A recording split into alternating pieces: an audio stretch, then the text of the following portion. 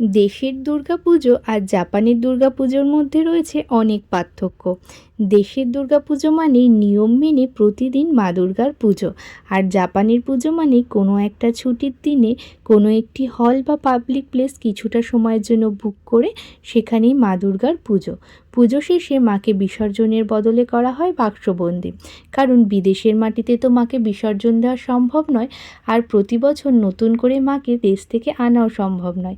তাই কোনো এক বছর মাকে দেশ থেকে আনা হয়, আর সেই মা দুর্গাকেই বেশ কিছু বছর পুজো করা হয়। তাই প্রতি বছর পুজো শেষে মাকে খুব যত্ন করে বাক্সবন্দি করা হয়। কিন্তু এই একদিনের পুজোতে যতটা নিয়ম মানা যায় সব নিয়ম মেনেই কিন্তু মার পুজো হয়। পুজো শেষে মাকে বরণ, সিঁদুর খেলা সবটাই কিন্তু হয়। আর এই একটা দিনের জন্য প্রতিটা বাঙালি বিদেশে অপেক্ষায় বসে থাকে কবে এই দুর্গাপূজা আসবে আর কবে সকলে এক হয়ে মায়ের পুজো করে আনন্দ করতে পারবে। জাপানে এটা আমার প্রথম দুর্গাপুজো, কিন্তু আমার হাজব্যান্ডের সাথে বেশ কিছু বছর আগেই পরিচয় বলে প্রতি বছর এই পুজো আমি ভিডিও কলে দেখতাম।